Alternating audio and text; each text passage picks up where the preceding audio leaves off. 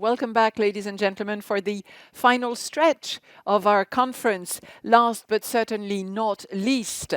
And I would like, first of all, to give the floor to Mr. Angot, whom you've met earlier today. Merci beaucoup. Juste un mot pour présenter les excuses des deux ministres français, Barbara Pompili, ministre de la Transition écologique, et Julien Denormandie, ministre de l'Agriculture et de l'Alimentation, qui malheureusement n'ont pas pu être en direct avec nous cet après-midi du fait de la tenue d'autres événements dans le cadre de la présidence française du Conseil de l'Union européenne, mais ils ont tenu, bien entendu, à enregistrer des messages vidéo. Thank you very much. So let's first hear from Ms. Barbara Pompili, who's the Minister for Ecological Transition in France. Okay, well, maybe while we're solving that technical problem, I can directly turn to our next guest, Ms. Zakia Katabi, who's the Minister for the Climate, Environment and Sustainable Development and Green Deal of Belgium. Ms. Katabi, good afternoon. It's a pleasure and an honor to have you with us. Thank you. Alors, mesdames et messieurs, chers collègues et experts, permettez-moi de commencer par réaffirmer et par confirmer le soutien total de la Belgique à Présaude. La prévention de l'émergence des maladies zoonotiques est clairement un sujet d'actualité, mais ce projet porte par ailleurs en lui la promesse d'un véritable changement de paradigme. Alors, très important pour moi, il reconnaît également le rôle crucial de la biodiversité dans la lutte contre l'émergence des maladies zoonotiques. La biodiversité de la Terre, telle que nous la connaissons aujourd'hui, est d'une immense richesse, avec de nombreuses espèces et écosystèmes différents qui sont interconnectés. Alors, vous l'aurez remarqué, malheureusement, je dois souligner que je parle bien de la biodiversité de notre planète telle que nous la connaissons aujourd'hui, parce qu'on peut s'interroger sur qu'en sera-t-il demain. Alors, en raison des activités humaines, la disparition des espèces végétales et animales a été plus rapide au cours des 70 dernières années qu'à tout autre moment de l'histoire de l'humanité. 1 million d'espèces est menacé d'extinction dans un avenir proche. Les perturbations environnementales telles que la déforestation, le changement d'affectation des sols et le commerce des espèces sauvages compromettent l'équilibre écologique. Nous sommes en train de franchir la frontière planétaire de l'intégrité de la biosphère. L'érosion de la biodiversité nous conduit vers un effondrement des écosystèmes qui menacent l'habitabilité même de notre planète. Cela a un coût élevé en termes de santé, de bien-être et d'économie, comme nous le rappelle tristement la pandémie que nous traversons. La perte de biodiversité peut en effet favoriser la transmission des maladies zoonotiques en augmentant le nombre d'hôtes compétents pour un micro-organisme pathogène. Aujourd'hui, nous sommes encore tous principalement concentrés sur la gestion quotidienne de la pandémie du Covid-19. Cependant, les dernières estimations du rapport 2020 de l'IPBES sur les pandémies ont conclu que jusqu'à 850 000 virus encore non découverts pourraient être transmis à l'homme à partir de mammifères et d'hôtes aviaires. Par conséquent, nous devons penser à l'avenir et unir nos forces pour échapper à l'ère des pandémies. Je voudrais citer un article récent paru dans The Lancet Planetary Health. Covid-19 n'est pas seulement un événement rare, mais un symptôme de perturbation écologique. Les scientifiques ont déjà démontré l'importance de maintenir un écosystème sain pour prévenir l'émergence de zoonoses. Et la période difficile que nous traversons doit être considérée comme une occasion de créer une nouvelle approche systémique où la surveillance et le contrôle des zoonoses émergentes vont de pair avec le maintien de l'intégrité de l'écosystème. Et cela m'amène à l'approche One World, One Health qui est au cœur de Présaude. Elle reconnaît le lien crucial entre la santé des personnes, des animaux et de l'environnement. Et cette approche Une seule santé est également au centre de mon action politique. L'amélioration et la protection de la biodiversité, la prévention de la pollution de l'environnement et la lutte contre la résistance aux antimicrobiens ont reçu une priorité élevée. J'ai ainsi chargé un groupe d'experts au niveau national de travailler à un plan d'action sur le commerce des espèces sauvages, car les études scientifiques ont montré que ce commerce pouvait jouer un rôle dans l'émergence des zoonoses ou de maladies animales. La Belgique s'est engagée comme co-signataire du Leaders Pledge for Nature et en tant que membre de la High Ambition Coalition à conserver et à restaurer la biodiversité terrestre et marine. Alors, la 15e conférence des parties à la Convention sur la diversité biologique sera cruciale pour définir un cadre mondial ambitieux pour la biodiversité après 2020. Nous devons rechercher une coexistence synergique entre les écosystèmes humains et naturels afin de prévenir les futures pandémies.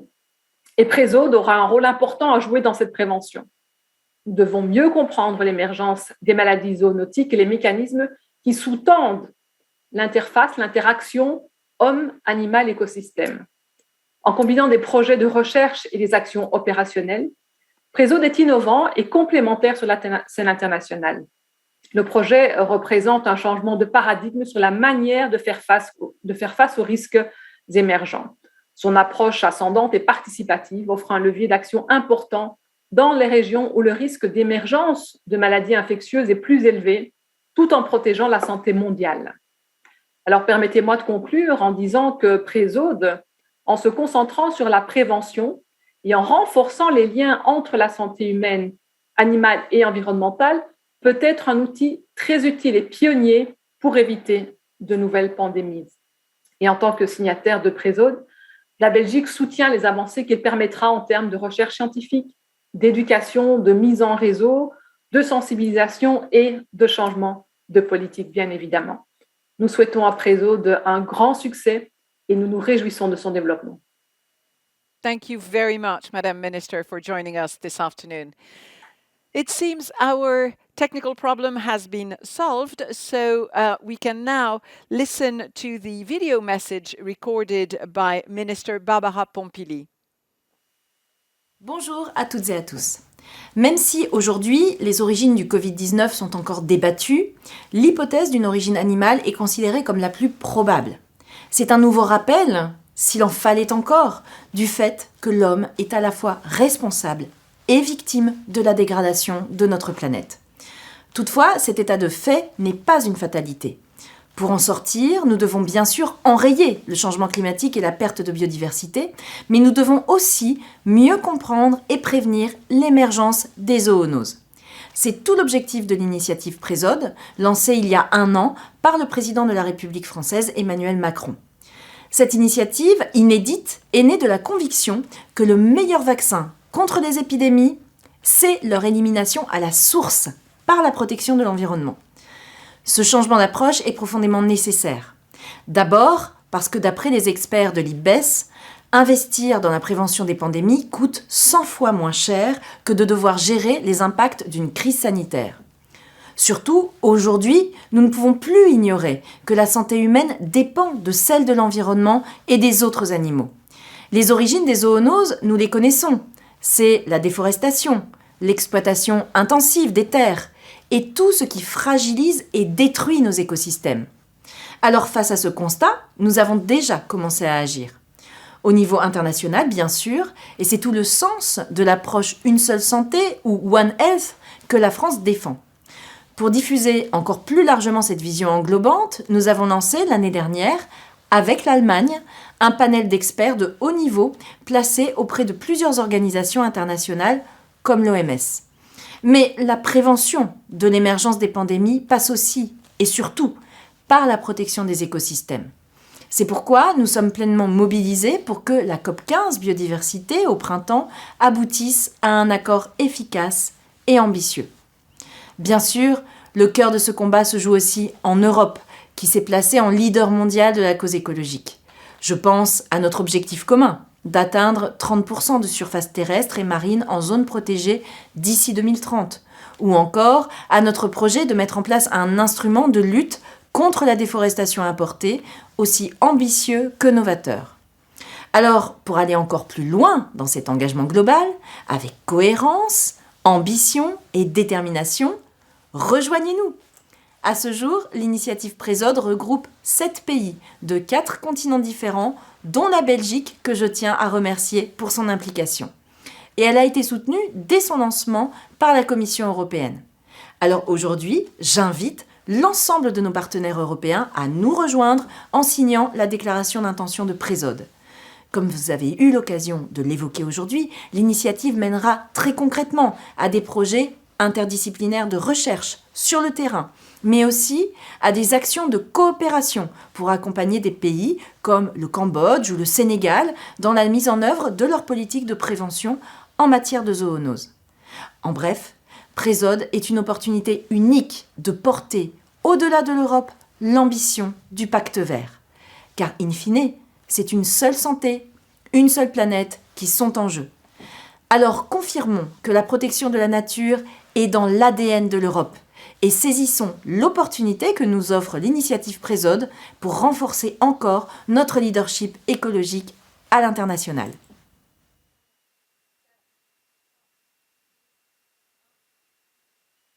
Thank you very much, Madam Minister, and we're sorry you couldn't be with us today, but certainly your message has been heard. We would like now to give the floor to Mr. de Normandie, the Minister for Agriculture, who has also unfortunately had to record a video message for us.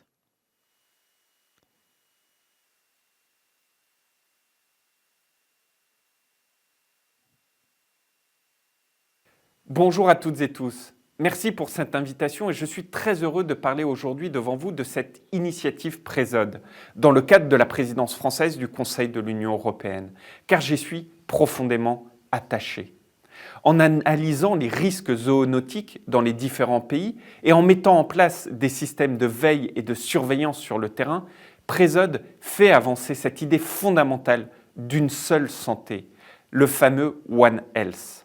Je suis convaincu que cette approche où santé animale, santé humaine, santé environnementale sont inextricablement liées, c'est l'avenir. Depuis 50 ans, l'émergence des crises liées aux zoonoses s'accélère. C'est indéniable. Dans ce contexte de l'approche une seule santé déployée au niveau international, la lutte contre l'antibiorésistance est typiquement un sujet à l'interface entre santé animale, santé humaine et environnementale. Il nous faut agir avec détermination pour faire face à cette menace sanitaire mondiale et nous devons soutenir les initiatives, tant au niveau international, européen que national.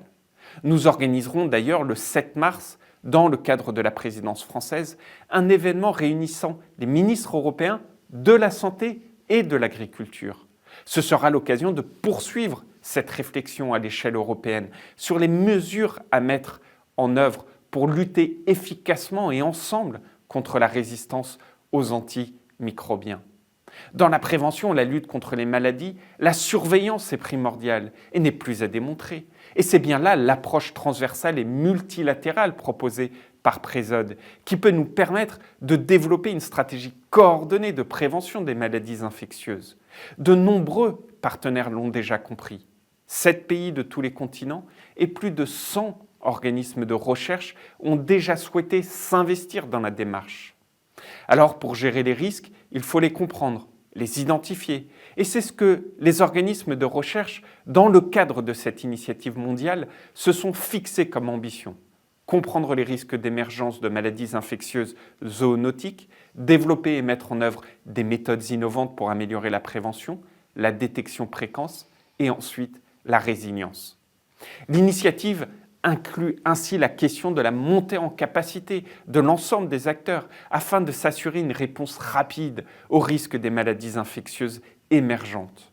Le maillage mondial de cette initiative trouve tout son sens dans le contexte que nous connaissons.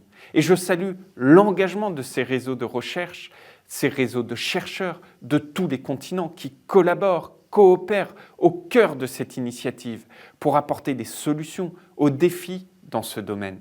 Cette plateforme de partage des connaissances et de capitalisation sur des expérimentations dans différentes régions du monde constitue ainsi un outil majeur. Les ressources rassemblées seront alors mises à disposition des décideurs pour permettre la mise en œuvre de politiques publiques visant à réduire le risque d'émergence de maladies infectieuses zoonotiques partout à travers le monde en étroite collaboration avec le panel d'experts de haut niveau One Health. La recherche, en lien avec l'enseignement, constitue donc un maillon essentiel dans notre stratégie de prévention. Et il est important de travailler ensemble et de renforcer tous les réseaux par le partage de connaissances et la montée en capacité. Ainsi, des synergies doivent être développées entre les réseaux de surveillance qui œuvrent en santé humaine, en santé animale, en santé végétale ou en santé environnementale.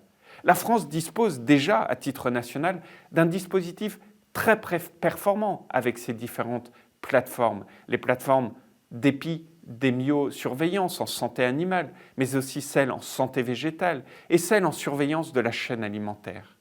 En phase avec l'approche Une seule santé, ces différentes plateformes ont pour objectif de contribuer à la prévention et à la maîtrise des risques sanitaires, en veillant à ce que la surveillance épidémiologique dans les 3 domaines soit la plus efficiente possible, de la production jusqu'au consommateur. Et la présidence française organisera d'ailleurs un événement le 22 mars à Paris pour promouvoir au niveau européen ce mode de gouvernance original. Avant votre table ronde sur l'union des forces pour échapper à l'ère des pandémies, permettez-moi de saluer une nouvelle fois l'initiative Présode, qui va nous aider à formuler et diffuser les recommandations issues des ateliers d'échanges internationaux desquels vont émerger, j'en suis sûr, les meilleures idées et les meilleures pratiques au bénéfice d'une seule santé pour tous. Alors, mesdames et messieurs, je tenais une nouvelle fois à vous remercier pour votre action, pour votre détermination et à vous souhaiter des travaux constructifs et fructueux. Je vous dis à très bientôt.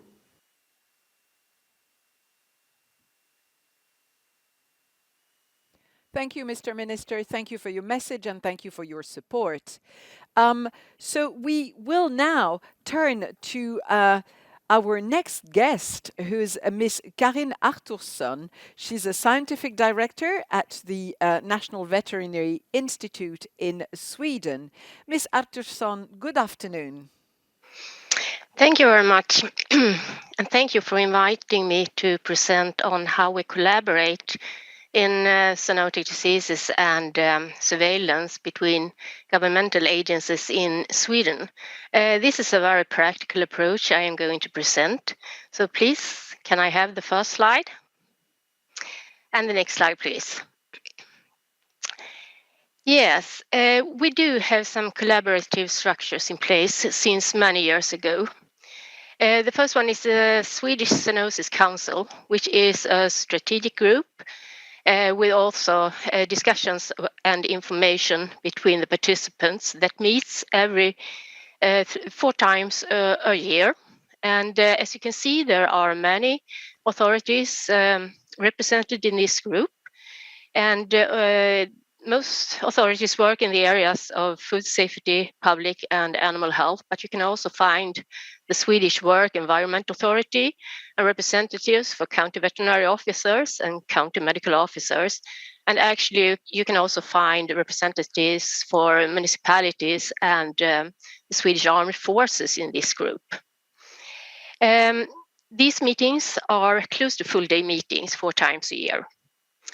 Then we have the Zoonosis Cooperation Group, which meets when there is an unexpected zoonotic event where coordinated communication is needed. And in this group, you find the same agencies as in the Zoonosis Council, plus the communication officers. And then a third group that meets regularly is the Zoonosis Outbreak Management Group. And in this group, there is information exchange on ongoing foodborne or zoonotic outbreaks, and also information about if there are withdrawals of food or feed. In this group, you find the central authorities, and then whenever relevant, there are representatives from the regional and local levels. Next slide, please. Next slide, please. Regarding surveillance, it starts with a national surveillance plan. This is a 3-year plan for surveillance of animal diseases that is revised annually. And this plan is drafted by the National Veterinary Institute and decided on by the Swedish Board of Agriculture. But the Public Health Agency also adds the aspects from the human side by doing threat analysis and contributes to the prioritizations. Um, this plan establishes the relevant surveillance activities and takes into consideration the needs, the use of optimal methods for the surveillance, and that there is sufficient resources and support for the realization of the plan. And in this plan, there is animal health included, including fish and marine mammals, as well as antimicrobial resistance. For each disease, the pathogen is described and the surveillance activities, and also analytical methods used, because these can vary a lot depending on the aim of the surveillance. So there are different strategies for if it's supposed to assure early detection, or if there should be proof of freedom for a disease, or to investigate the prevalence of a disease. And then, of course, there are also the legal aspects. The challenge is that many diseases are important and not all can be prioritized. So some of them are in the surveillance plan on a yearly basis and other on a more irregular basis. Next slide, please. And then there are some joint reports that come out of these collaborative efforts. The ones I want to mention here is the surveillance of infectious diseases in animals and humans. And this report covers the surveillance for important animal diseases as well as in food and feed. And then we have the report on antimicrobial resistance and antibiotic sales in human and veterinary medicine. And both these reports are produced in collaboration between the National Veterinary Institute, the Swedish Board of Agriculture, the Public Health Institute, and the National Food Agency. And that was the short insight I was going to provide you with regarding how we tackle infectious diseases and zoonosis from a One Health perspective in Sweden. Thank you. Thank you very much, Ms. Artursson. I would like now to invite our next speaker, Ms. Maria Chiara Corazza, who's the president of the National Research Council in Italy. Ms. Carrozza, good afternoon, and thank you for being with us. Good afternoon. So, can you hear me? Yes, very well. Okay, so I understand that I am the last one, so I will be very short. I am here on behalf of our Minister of University and Research, Professor Cristina Messa, and I am the president of the National Research Council, which is the largest research institution in Italy, and we are actually in part in coordination between two ministries, the Ministry of Health and the Ministry of Research, in performing research in this area, research and innovation in the area of pandemic preparedness. And so, you know, in Italy, we have a double channel for doing that. We have a national strategy that we are developing also in the National Recovery Plan, where we have some action for supporting the development of a research strategy for recovering from the pandemic, but also for preparing for future. And in this field, we are acting on research plan for pandemic preparation, but also for biodiversity monitoring and support and studies.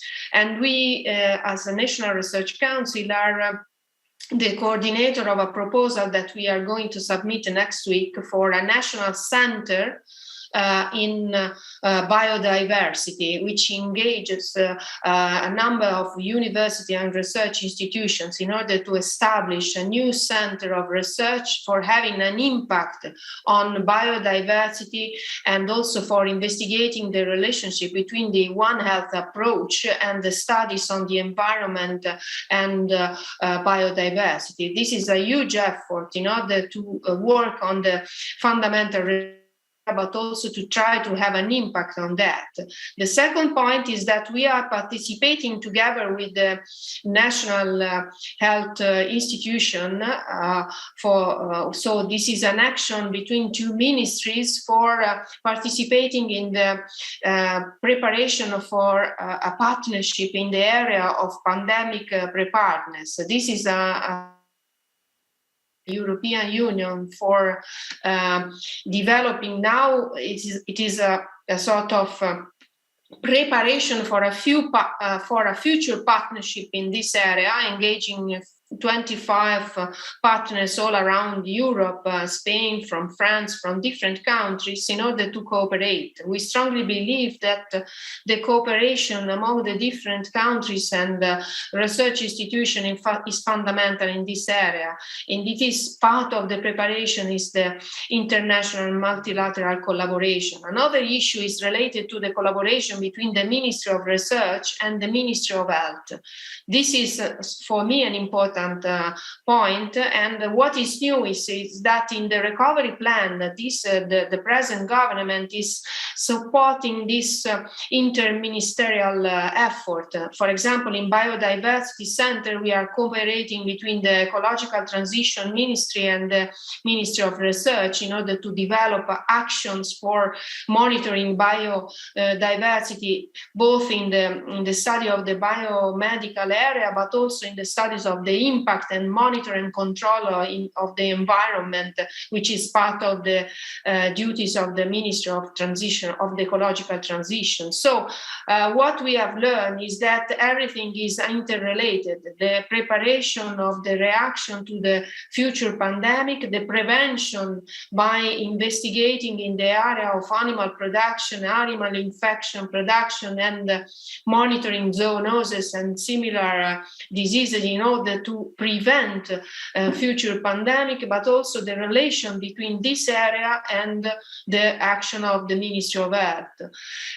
I think that this is the main and most important conclusion in that. And also we cannot do that only in Europe and in European Union, but we have to look at Africa and our neighbor countries in order to try to establish international cooperation, because inequalities are part of the problem. Also inequalities in this kind of actions and policies, where we have to develop not only one health, but also one approach, which is the same approach in different parts of the world. We cannot think that we can save us in Europe and excluding or avoiding to think what is happening in different continents. So this is my position and the position of the National Research Council in Italy, where we are trying to put in action what our government think is strategical for the future of Italy. Thank you. Thank you very much, Ms. Carrozza. Thank you for this concluding remark that indeed opens up onto new chapters, as we've heard before this afternoon. So I would like to thank all of our high-level guests for joining us this afternoon, and to now give the floor to our final guest speaker for her concluding remarks on this conference. And it's a pleasure to welcome Ms. Joanna Drake, who's the Deputy Director General of Director General Research and Innovation at the European Commission. Good afternoon, Ms. Drake. Good afternoon, and thank you so much. Dear ministers, dear colleagues, dear distinguished guests, it is really a great privilege and very much of an honor for me to be closing this conference today. Special thanks, of course, go to the French presidency for organizing and convening this important occasion. Un grand merci à vous tous. My apologies also on behalf of Maria Gabriel. She's the European Commissioner responsible for research and innovation, who could not be with us today. As President von der Leyen has pledged, the European Commission is a strong and committed supporter of PRESOD. We have been closely following the co-design process of PRESOD's strategic agenda throughout last year, and the operational launch of this year holds great promise too. It is indeed inspiring, a very inspiring example, in fact, of international collaboration, as well as a very impressive mobilization of research organizations across the globe, as today's conference visibly shows. It is also self-evident that just as we cooperate for our one planet and our one ocean, many of my colleagues have been engaged this week in the summit in Brest, and we need to work better together for our one health. If the COVID crisis has underlined one thing, it is that more effective cooperation and coordination amongst European countries and more widely is essential to improve prevention. You will not be surprised at this message, of course, but it does merit repeating.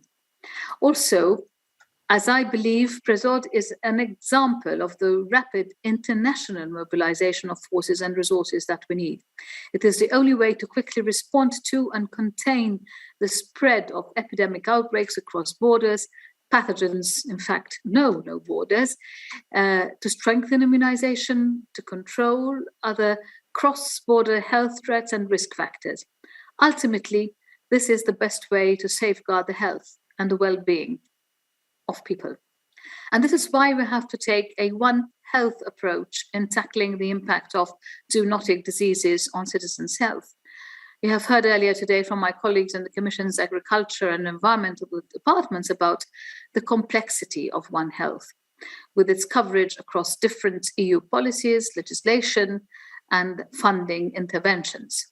We are also collaborating well with our colleagues in the Health Department and the new HERA agency to implement the European Action Plan on Antimicrobial Resistance. And I must also refer to our previous efforts to deploy research and innovation to tackle infectious diseases since at least 2009, notably in fighting Ebola and the Zika viruses. You are all very familiar with research and innovation insights, investments and cooperation, including through European clinical trial networks that have enabled the rapid development of the COVID vaccines and the ARN messenger technology. We managed, in fact, to mobilize a lot of EU funding for research and innovation on COVID, and very quickly too, including for small firms via the European Innovation Council. This has made a real difference, as evidenced in an early lessons learned policy communication we published last year. And I think, talking about lessons learned, one key lesson concerns the need to prepare ourselves better for the emergence of future pandemics.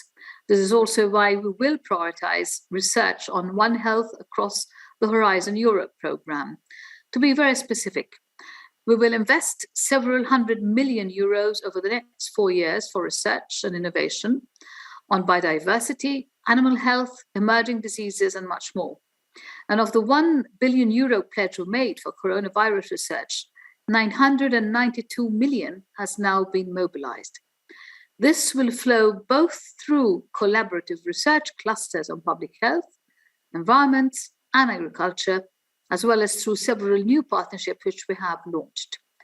These are new partnerships on pandemic preparedness, on animal health and welfare, and safe and sustainable food systems, and a future partnership on One Health antimicrobial resistance. To put it very simply, the Pandemic Preparedness Partnership seeks to improve the EU's preparedness to predict and respond to emerging infectious health threats by better coordinating funding for research and innovation at EU, national, and regional level towards common objectives. Now, these partnerships build on various existing initiatives, of course, and will mobilize cutting-edge research and innovation activities by public and private players alike. Preparing for future pandemics should also be guided by scientific evidence, European values, and also fundamental rights. And our group of chief scientific advisors issued interesting recommendations on this topic last year, and I invite you to have a look at them too. In closing my intervention, I wholeheartedly wish you a successful operational launch of PREZOD this year. You definitely have an important work ahead of you. And I thank you so much for your attention. Thank you very much, Ms. Drake. And thank you for your encouraging words. And it was a pleasure to have you with us. Ladies and gentlemen, this brings to a conclusion our very full and rich day of exchanges. We hope that you have found it as interesting as we have from this end of the camera. We wish you all a very nice weekend. You can now switch off, relax, but most of all, stay safe. So it was a pleasure to have you with us, and see you again. Bye-bye.